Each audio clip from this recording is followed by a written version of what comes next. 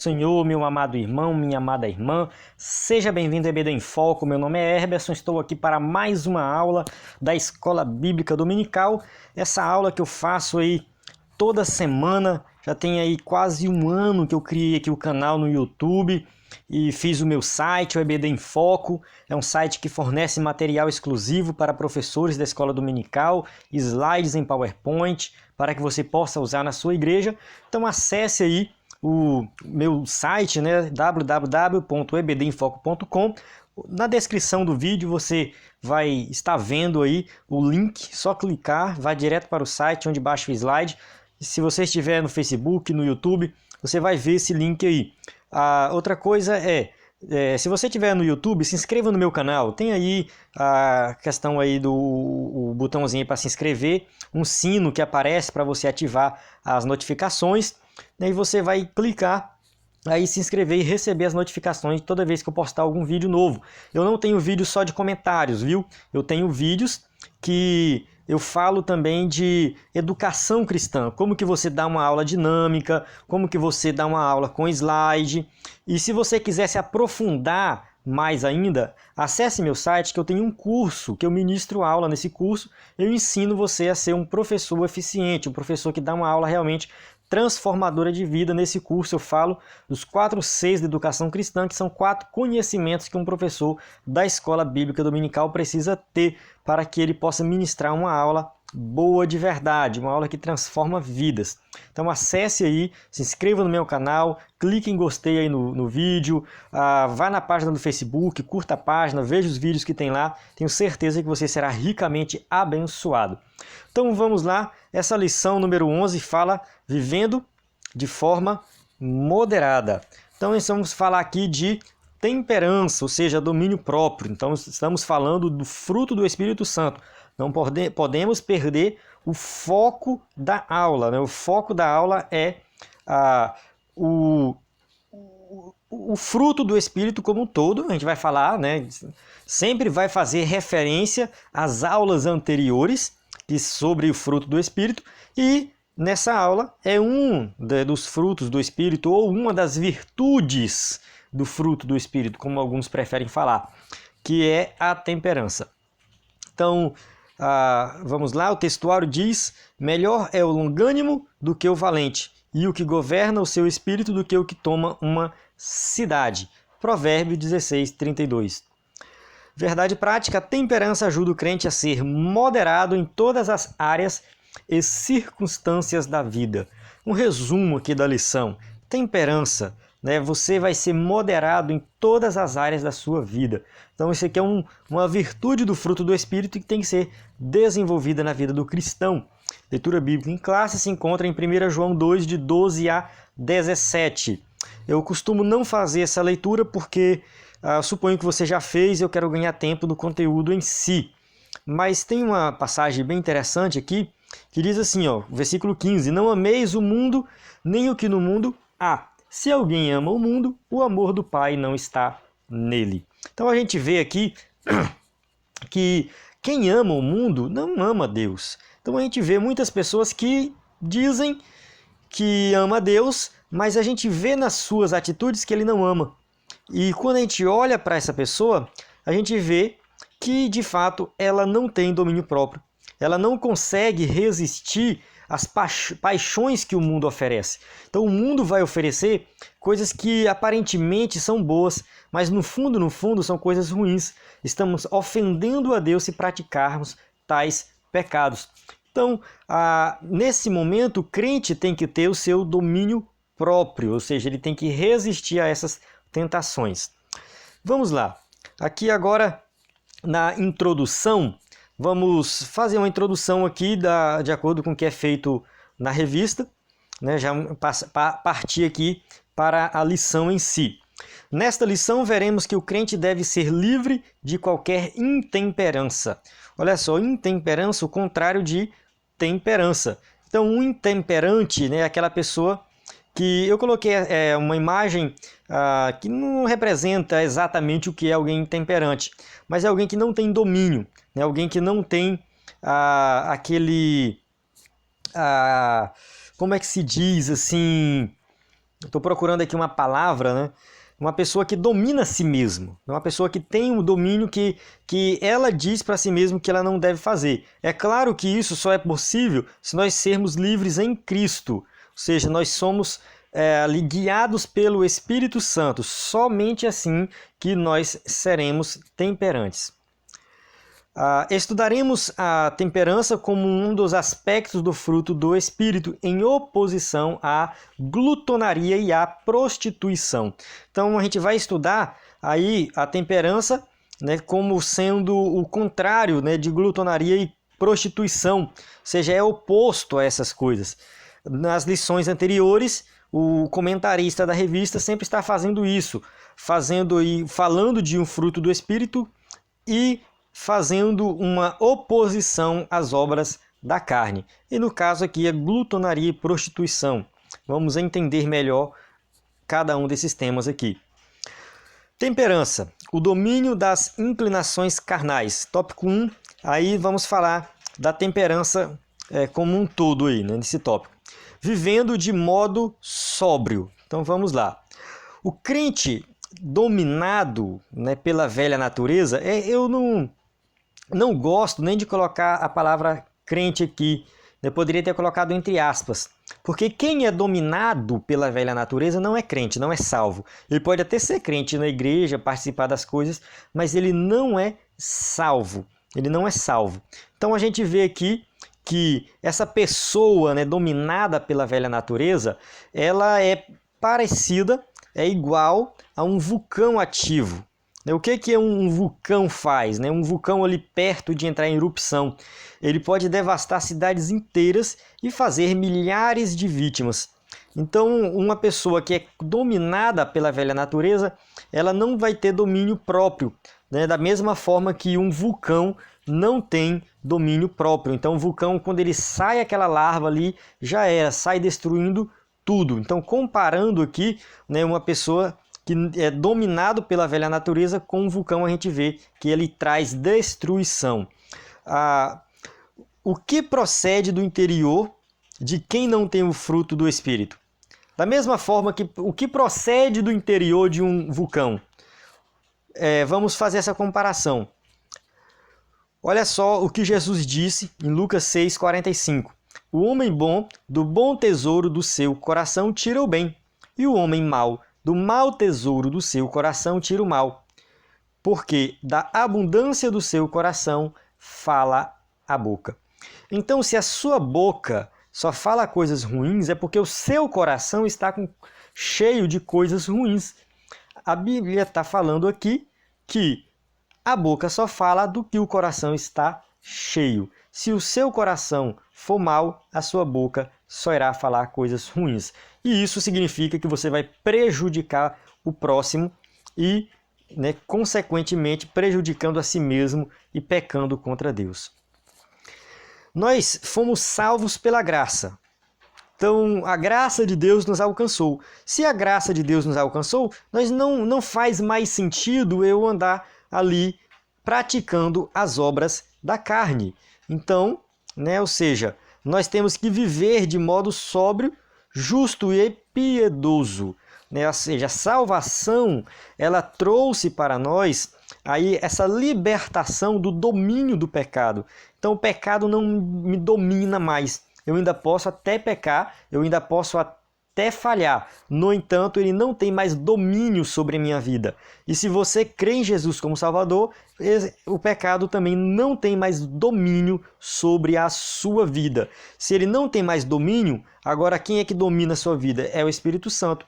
Ou seja, você agora tem o domínio também próprio que o Espírito Santo te capacita para ter e viver uma vida sóbria, justa e piedosa. Temperança. Temperança, vamos ver aqui a definição dessa palavra, do grego aí, a encrateia. Então, essa palavra encrateia, ela significa, traduzindo aí literalmente, autocontrole e disciplina. Ela é usada de várias maneiras diferentes na Bíblia. Então aqui, por exemplo, Tito 1,8, mas toda a hospitalidade, amigo do bem, mas dado a, dado a hospitalidade, amigo do bem, moderado, justo, santo, temperante. Então aqui está falando das qualidades de um obreiro.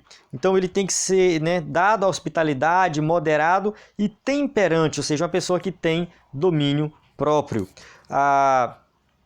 Continuando aqui, né, Paulo utiliza essa palavra, né, encrateia, para se referir, né, tratar aí da pureza sexual.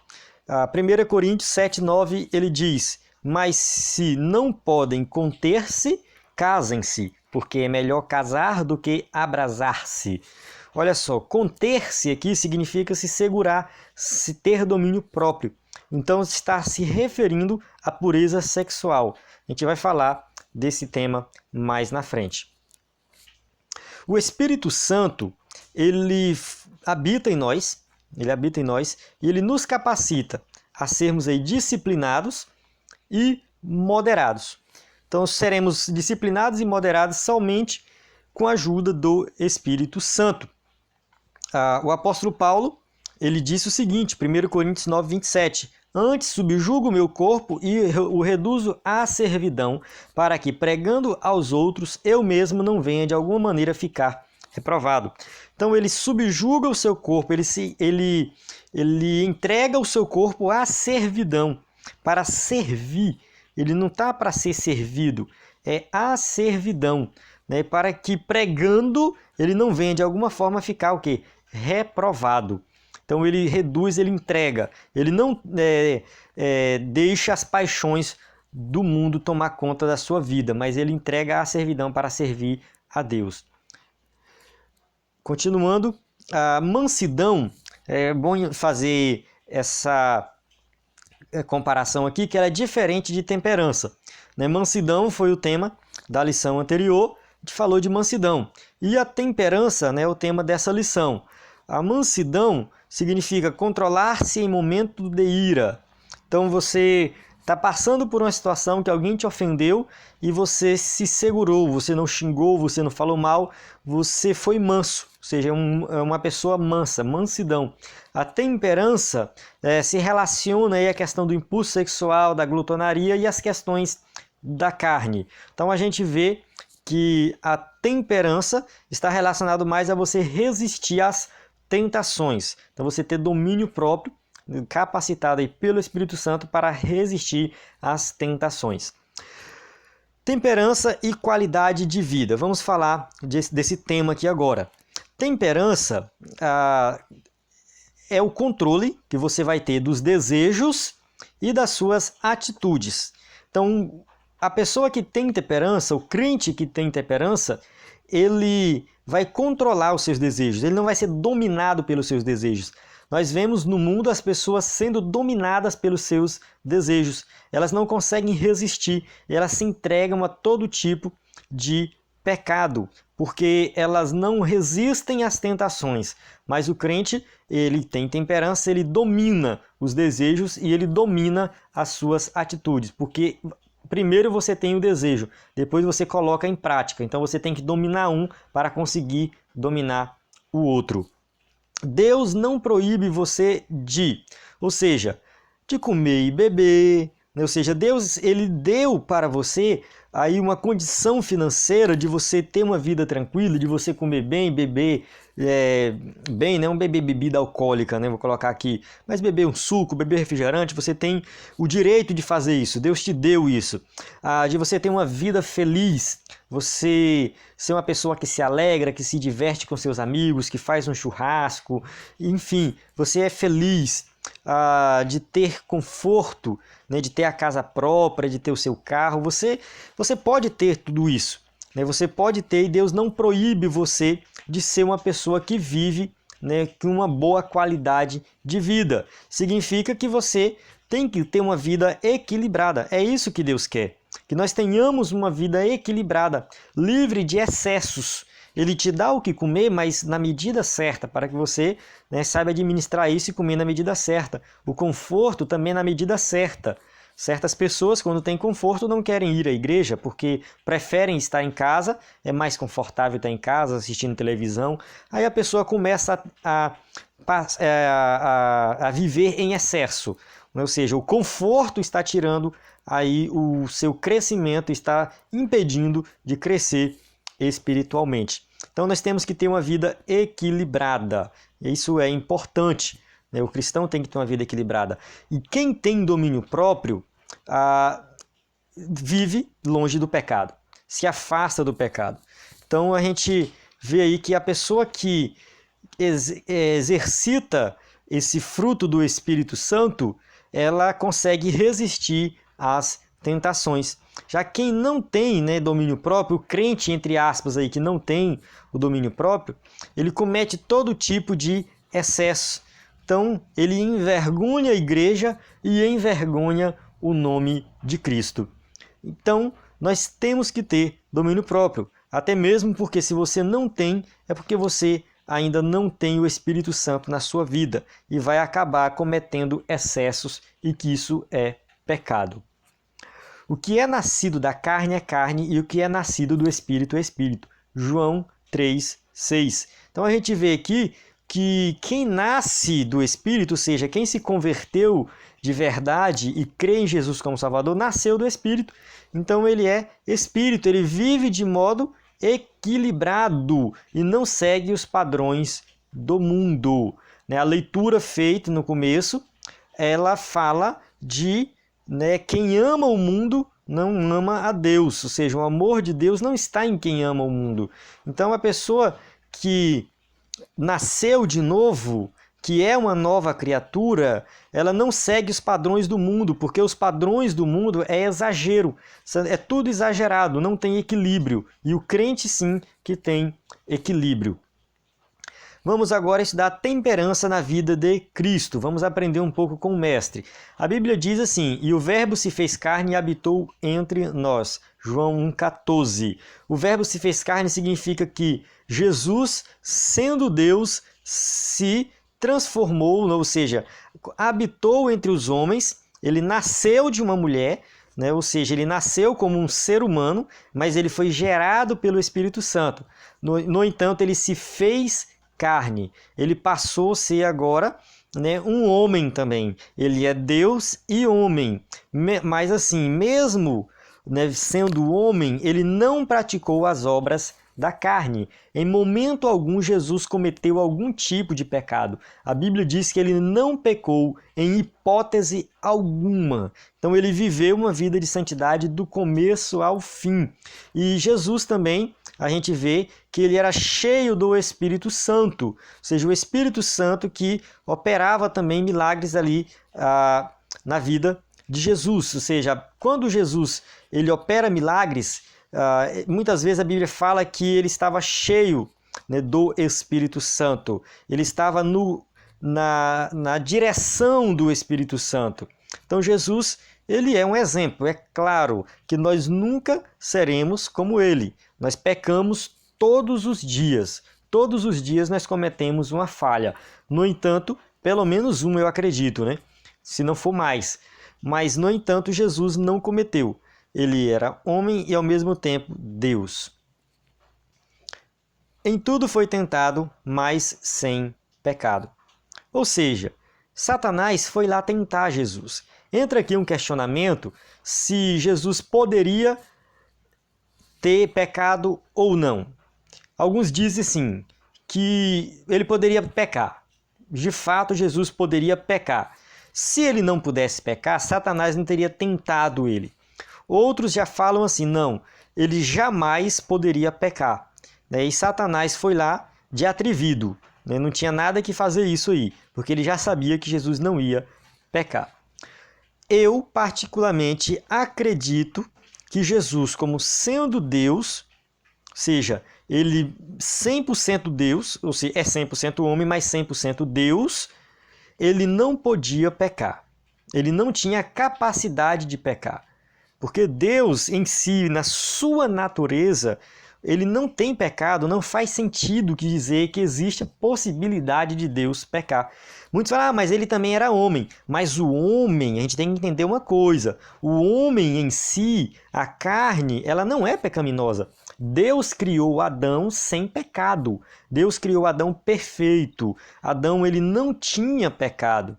Então, só pelo fato de Jesus ser homem, não significa que ele já era pecador, que ele tinha natureza pecaminosa. Ele não tinha.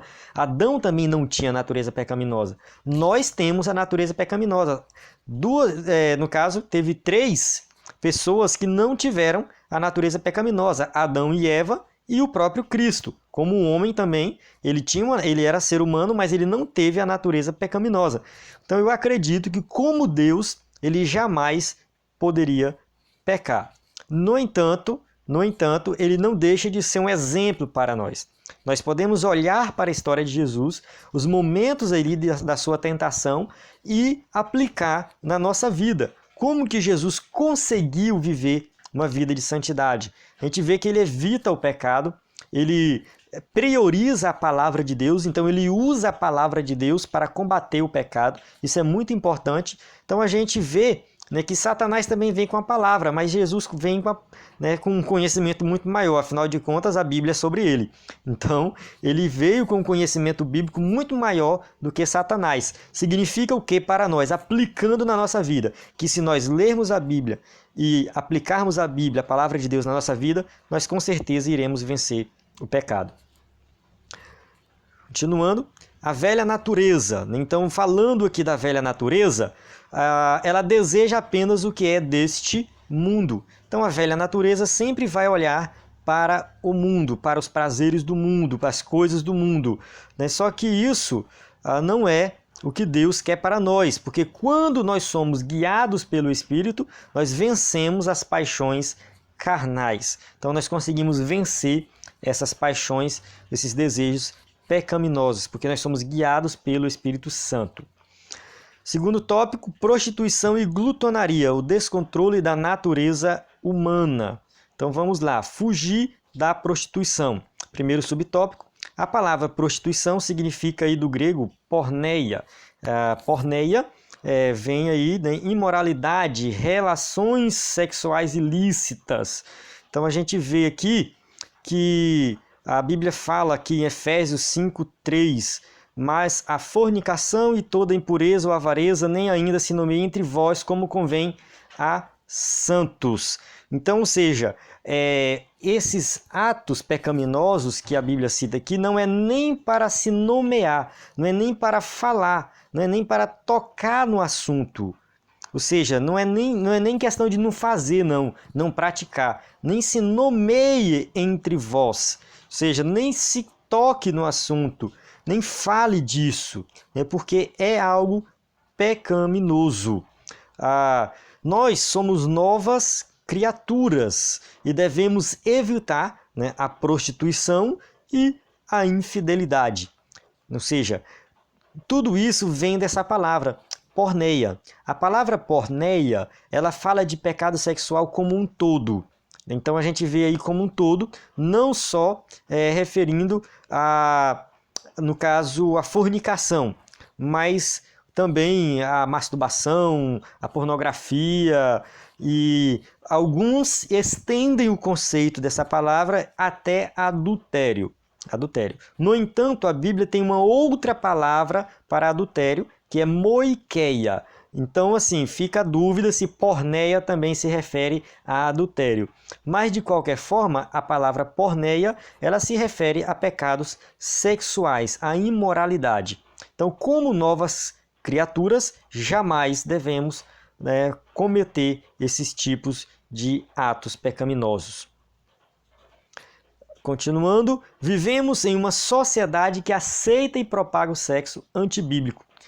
Então, a sociedade de hoje mostra muita coisa como normal. Porque sexo antes do casamento é normal, adultério é normal, homossexualismo é normal, mas a Bíblia diz que nós não devemos nos conformar com esse mundo. Ou seja, o que o mundo diz não deve servir de padrão para a nossa vida. O que o mundo diz deve ser descartado. A sociedade, ela vem ali corrompida pelo pecado e a gente tem que agir diferente, porque nós somos o sal da terra e a luz do mundo. Ou seja, a luz é para brilhar. O mundo está em trevas. e nós vamos brilhar. Como é que a gente brilha? A gente vai andar na rua brilhando? Não. É quando todo mundo está fazendo o que é errado e nós fazemos o que é certo. As pessoas vão olhar para nós e ver que nós somos diferentes. A disciplina em casos de prostituição. Vamos falar de um tema delicado que já trouxe muitos problemas para a igreja. Problemas de imoralidade na igreja de Corinto. A igreja de Corinto passou por um problema sério de imoralidade. Olha só o que acontecia lá, 1 Coríntios 5:1. Geralmente se ouve que há entre vós fornicação, e fornicação tal que nem ainda entre os gentios se nomeia, como é haver quem possua a mulher de seu pai. Ou seja, a madrasta, né, tinha filhos aí possuindo a madrastas, pessoas fazendo isso dentro da igreja. Olha só que situação complicada. E Paulo tinha que resolver esse problema. Então Paulo ele escreve a sua carta e ele combate isso aí. Ele, né, mostra ali que ele tem que evitar a corrupção generalizada. A disciplina ela serve para isso. Porque se não tiver disciplina, um outro vai ver e vai querer fazer também. Vai querer cometer do mesmo jeito. Então vai ter aí uma corrupção generalizada na igreja. Então tem que ter disciplina. E Paulo tratou de forma correta. E aí surge a pergunta, qual é o propósito da disciplina? Por que tem que ter disciplina? O que acontecia nas nossas igrejas? E talvez em algumas acontecem ainda. Alguém cometia um adultério, por exemplo, e o pastor subia no púlpito e falava, olha, o irmão fulano de tal cometeu adultério com a irmã fulana de tal, assim, contava detalhes. E vai ser disciplinado por 3 meses, ou seja, 3 meses a pessoa está excluída da igreja. Então era assim que acontecia antigamente. No entanto, essa não é a forma correta de disciplina, né? Porque qual é o propósito? Será que é humilhar ou ferir aquele que pecou? Porque era isso que acontecia. Quando a pessoa era acusada, exposta publicamente ali no púlpito da igreja, toda a igreja ficava sabendo, toda a cidade ficava sabendo, e a pessoa era humilhada, e muitas vezes ela desviava e não voltava mais, enfim, ou muito tempo depois, eram muitos problemas que aconteciam na igreja. Mas a disciplina tem como propósito o quê? Ajudar e preservar a moral da igreja. Então tem que ser feito da forma correta. O pastor tem que conversar em particular, tem que saber, né, quem está sabendo da história, porque pode ser que não seja ainda algo público e evitar tornar algo público. E aplicar a disciplina de tal forma que a pessoa ela se firma na palavra e não se afasta da igreja. A não ser que a pessoa esteja causando escândalo de forma explícita e pública. Aí é outro caso. É outro caso. Porque se for o caso da pessoa estar expondo a igreja de forma pública, aí o pastor vai ter que disciplinar de forma pública para que todos possam ver, né, ali e preservar a moral da igreja. Então a gente tem que aplicar a disciplina, claro, mas da forma correta. Continuando aqui, o apóstolo Paulo falou também, fugir da prostituição, 1 Coríntios 6:18. Então, para evitar problemas, vamos correr, vamos fugir. A Bíblia diz que Jó era um homem que desviava-se do mal. Então ele era reto, sincero, íntegro, temente a Deus, mas ele se desviava do mal. Muita gente quer passar por cima do mal, muita gente quer enfrentar o pecado, quer enfrentar a tentação. Não é assim que nós vamos vencer. Nós temos que desviar, passar longe, fugir, correr. É assim que temos que fazer.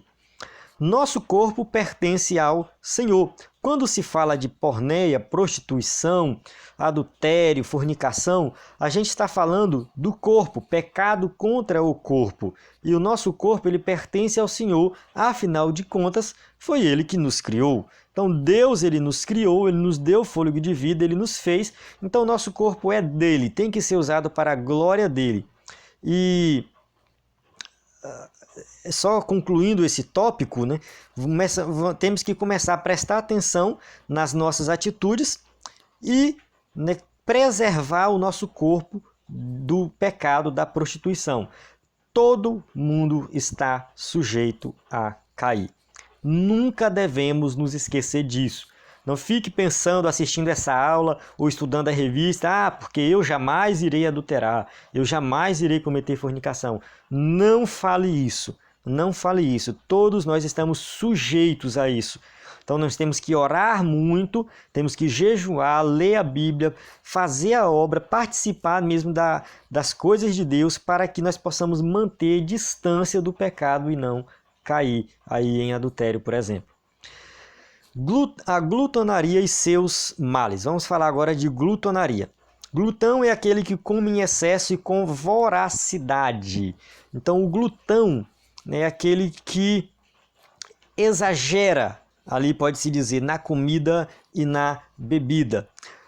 Isso significa o quê? Que ele tem uma falta de equilíbrio espiritual e uma falta de equilíbrio emocional. Essa palavra, né, glutão ou glutonaria, ela se referia muitas vezes não somente a comer muito, mas também a orgias, a festas, que envolvia todo tipo de pecado. Então a gente vê aí que a prostituição, ela é um pecado com o corpo e a glutonaria é o pecado contra o corpo. Você está prejudicando o seu corpo. Provérbios 23:2. Se és homem de grande apetite, põe uma faca à tua garganta. Então aqui, né, Salomão está nos dando aqui um conselho, né, que se nós comemos muito, vamos começar a reduzir. Então, tem aí dois lados da glutonaria, né? Tem o lado que leva no sentido de envolver mesmo orgias, bebidas e festas. Um exemplo da nossa sociedade hoje, onde acontece prostituição e glutonaria, ao mesmo tempo é o Big Brother Brasil. Big Brother é semelhante à festa do deus Baco da antiguidade. Lá na época dos romanos, o deus romano do vinho era o deus Baco. Então eles faziam festas onde envolvia ali muita comida, muita bebida e muito sexo. E isso acontece hoje dentro da nossa casa, porque está ali o Big Brother e tem gente assistindo, crente, né, assistindo o Big Brother e colocando seus filhos para assistirem também. Ou seja, pecado total, né? Ou seja, colocando o pecado dentro da sua casa. E isso não deve acontecer. Não deve acontecer, né? E nós que somos crentes, nós temos que evitar também esse tipo de excesso. Ou não sabeis que o vosso corpo é o templo do Espírito Santo, que habita em vós, proveniente de Deus, e que não sois de vós mesmos? 1 Coríntios 6:19. Então, o nosso corpo é a habitação do Espírito. Ou seja, nós temos que preservar o nosso corpo contra a glutonaria e a prostituição, né? Porque nós estamos prejudicando a habitação do Espírito Santo. Então nós temos que começar a ter uma alimentação saudável. Entra aí também a questão da alimentação saudável. Muita gente fala assim, porque eu não sou glutão. Eu como razoavelmente bem, mas não sou um glutão. E não estou nem aí para a minha alimentação. Aí vai começar lá a ingerir em excesso, né, gordura, açúcar, sal, só coisa que traz malefícios para a nossa saúde. No final, a gente acaba doente, prejudicando a nossa saúde. E se nós prejudicamos a nossa saúde, nós não vamos pregar, nós não vamos evangelizar, nós não vamos escrever alguma coisa, fazer um vídeo para o YouTube, nós não vamos para a igreja orar. Ou seja, a nossa vida, né, como um todo vai ser prejudicada, a vida espiritual, a obra de Deus. Então, assim, a gente tem que começar a prestar atenção na alimentação justamente para que a nossa saúde possa estar cada vez melhor e, consequentemente, nós estaremos aí fazendo a obra de Deus, né, com força, com vigor. Então entra aqui também a prática de atividade física, praticar atividade física para ser uma pessoa mais saudável. Vamos cuidar do templo do Espírito Santo, que é o nosso corpo.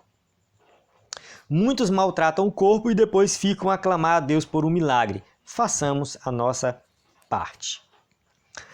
Vivendo em santificação e deixando os excessos. Tópico 3, vamos falar agora da vida cristã, aí que ele tem que viver, né, em santificação. E, consequentemente, viver em santificação significa deixar os excessos. Agradando a Deus em tudo. Pela graça, somos salvos. Isso já foi estudado em várias lições anteriores e com certeza você já conhece esse conceito. Ou seja, por meio da fé em Cristo Jesus, né, morto e ressuscitado, nós somos regenerados. Olha só aqui a doutrina da regeneração. A regeneração significa que nós nos tornamos uma nova criatura. Significa agora que nós somos, né, um novo ser, um ser criado por Deus. É diferente. Ou seja, é claro que nós somos criados por Deus desde quando nós nascemos e tudo mais. No entanto, agora nós somos regenerados. Ou seja, fomos resgatados. Tem a redenção, a justificação e a regeneração. Então, na redenção, Deus nos comprou de volta pelo sangue de Cristo. Na justificação, Ele nos tornou justo. E na regeneração, Ele nos fez uma nova criatura. E, consequentemente, né, nós vamos aí ser gratos a Deus por isso. Como novas criaturas, precisamos viver de modo a agradar ao Senhor. Ou seja, não faz sentido eu me converter e continuar vivendo no pecado. Não faz sentido, porque se eu fosse simplesmente redimido e justificado, a salvação estaria incompleta. Porque para eu ser salvo de verdade, além de redimido e justificado, eu tenho que ser regenerado. Eu tenho que viver agora de uma forma diferente. Deus teve que me transformar para que eu vivesse em santidade. Então eu tenho que ser santo no meu vestir, eu tenho que ser santo no meu falar, eu tenho que ser santo no comer. A gente lembra de Daniel lá na Babilônia, ele foi santo ali evitando o manjar do rei. Então ele foi abençoado por isso. Então em toda a nossa vida temos que ser santos, inclusive nos nossos relacionamentos, namoro, casamento e também, né, amizade entra aqui. A santidade ela entra em todos os aspectos da nossa vida. Se você foi regenerado, consequentemente você irá agir diferente em todos os aspectos da sua vida. Quem ama a Deus tem prazer em cumprir a sua lei. Então, quem ama a Deus vai ler a palavra e vai colocar em prática. Isso, né, que é o que a gente tem que fazer todos os dias. No entanto, Jesus falou, né, que por se multiplicar a iniquidade, o amor de muitos se esfriará. Mateus 24, 12. Então falta o amor de Deus, falta bom senso, falta santidade e falta moderação. Ou seja, a iniquidade se multiplicou e a gente vê tudo isso dentro da igreja. Infelizmente, dentro da igreja tem pessoas dizendo que são crentes, mas não tem moderação, não tem amor a Deus, não tem santidade, não tem bom senso. Segundo subtópico, santificação. Vamos falar agora desse outro aspecto da salvação. Então eu toquei aqui, né, não falei com detalhes, né, da redenção, a justificação, a regeneração e agora entra aqui a santificação, né, outro aspecto da salvação que é muito importante. O que diz aqui em Hebreus 12, 14? Segui a paz com todos e a santificação sem a qual ninguém verá o Senhor. Então a paz com todos entra aí, né, ou seja, já falamos de paz, que é um aspecto do fruto do Espírito Santo, né, e agora santificação, que sem ela eu não vou ver o Senhor. Sem a santificação, eu não vou chegar à presença de Deus e viver eternamente com Ele. Então eu tenho que viver, né, uma vida de santidade. O que vem na sua cabeça quando se fala de pecado? Quando a gente fala de santidade, a gente sabe que é evitar o pecado. Ou seja, somos separados para Deus, viver para Deus e evitar o pecado. Quando se fala de pecado, o que vem, a gente pensa primeiro? Muita gente pensa em pecado adultério.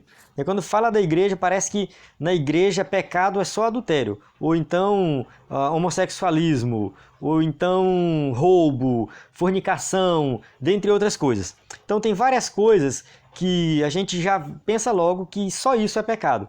Mas não é só isso, né? A gente tem que ver que não é apenas isso.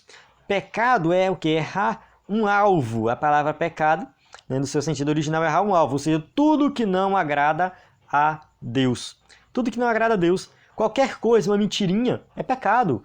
Né? Uma fofoca é pecado. Falar mal da vida dos outros é pecado. Entende? Ver pornografia é pecado. Então a gente vê aí que pecado é muito mais do que esses pecados gravíssimos aí que a gente vê que traz impacto para a sociedade. Uma vez perguntou-se, né, para um pregador, né, qual a diferença do pecadinho para o pecadão, né? Tem diferença? A resposta foi a seguinte: quando você joga uma pedra numa água, né, uma pedra bem grande, né, ela bate na água e vai para o fundo. Você joga uma pedra bem pequenininha, ela bate na água e vai para o fundo. Qual a diferença? As duas foram para o fundo, mas teve uma diferença. A pedra maior esparramou mais água. Então, o pecadão que a gente fala é aquele pecado que traz mais impacto na igreja, que traz mais impacto na sociedade, que todo mundo fica sabendo, né? E ele só traz impacto. Diferente do pecado pequeno, de uma mentira que você conta e ninguém fica sabendo. No entanto, os dois vão para o fundo, ou seja, os dois são pecado. Diante de Deus não tem diferença. Diante da sociedade pode ter, mas diante de Deus não. É pecado do mesmo jeito. Continuando, o Senhor deseja que venhamos ter uma vida santa, ou seja, ser crente, viver uma vida santa, produzir o fruto do Espírito Santo e honrar o próprio corpo, né? Ou seja, evitando o pecado sexual, evitando também glutonarias, ou seja, o domínio próprio é colocado em prática aqui como fruto do Espírito quando você evita o pecado, né? E você honra o seu próprio corpo.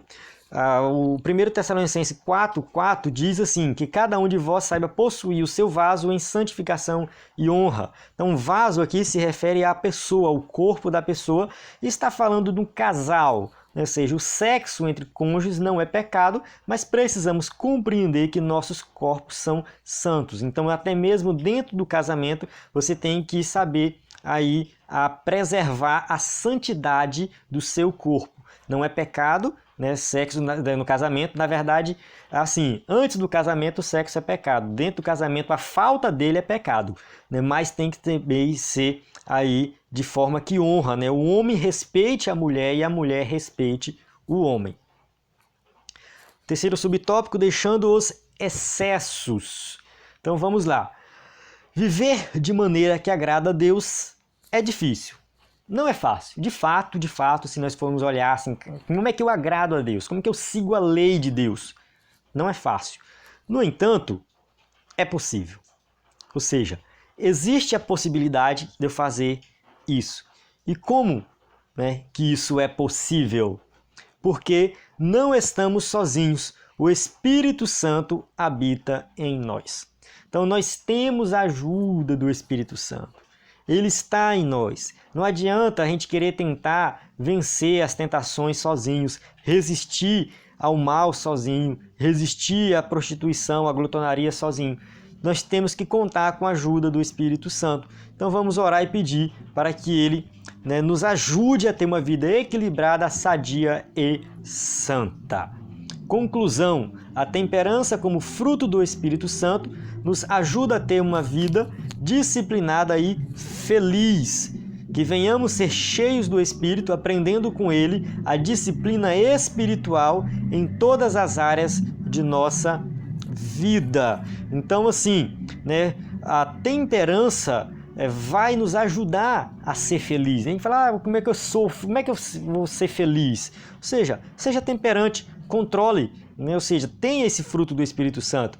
Então você vai controlar, você vai ser uma pessoa que tem o domínio próprio, que sabe se controlar, evitar o pecado, evitar a tentação e, claro, né, ali você vai não só evitar, mas como você vai crescer na vida espiritual. Quando você evita tudo isso, você lê mais a Bíblia, ora mais e cresce na vida espiritual e, consequentemente, vai levar a mensagem do Evangelho a todos aqueles que precisam de ter temperança, que precisam se livrar de ser libertos de pecados sexuais, de glutonarias. Então nós temos que levar essa mensagem, né, para essas pessoas que precisam ouvir ela e para serem libertos. Amém? Encerro aqui a aula. Eu espero que você tenha aprendido um pouco mais aí da palavra de Deus. Aqui tem as perguntas, né? Você pode usar aí na sua igreja as perguntas. Bibliografia recomendada, né? Temos aqui alguns livros que eu sempre indico.